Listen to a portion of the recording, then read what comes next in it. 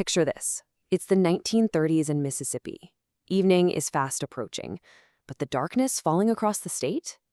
Well, it wasn't just the setting sun. Heavy, bruised clouds were stretching for miles across the horizon, painting the sky in these deep, eerie colors of violet and ash. You could literally feel the atmosphere shifting. Without anyone realizing it, the stage was quietly being set for one of the most historic and terrifying meteorological events on record.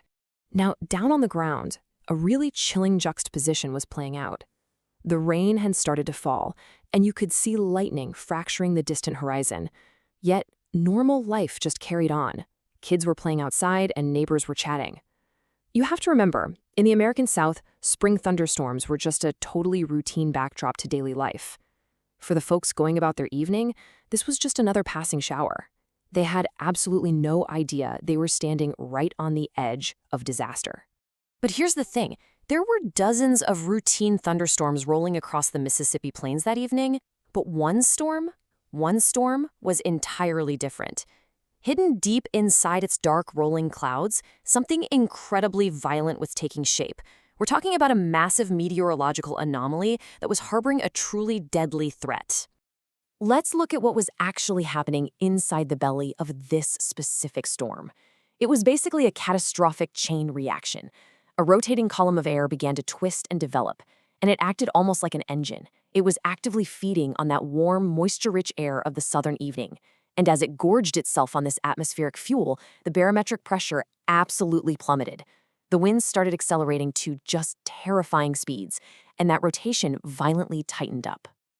And then the sky finally broke. A violent, long-track tornado touchdown. Now you have to understand, this wasn't just some brief funnel cloud that grazed the earth and vanished a minute later. No way. This was a massive, enduring monster. We're talking about a mile-wide wedge of absolute destruction that locked onto the earth and simply refused to let go. As this thing tore through the countryside, the sheer violence was almost unfathomable. Massive, ancient trees were violently snapped in half like they were twigs. Sturdy farm buildings completely collapsed, pulverized under the unimaginable atmospheric pressure. The air itself literally became a weapon, completely filled with shattered wood and twisted metal flying around at highly lethal speeds. But honestly, the most terrifying aspect of this whole force of nature was its horrifying endurance. You see, most tornadoes expend their energy and rapidly weaken as they grind across the land. But not this one.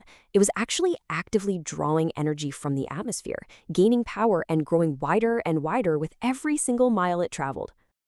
And this storm wasn't just wandering aimlessly across the open plains. It was carving a direct, unstoppable path, and its ultimate destination, the sleeping city of Tupelo. Which really leaves us with a chilling question to wrap up this explainer. How could any community in the 1930s, long before modern radar and warnings, possibly comprehend, let alone survive, a monster that only grew deadlier the closer it came?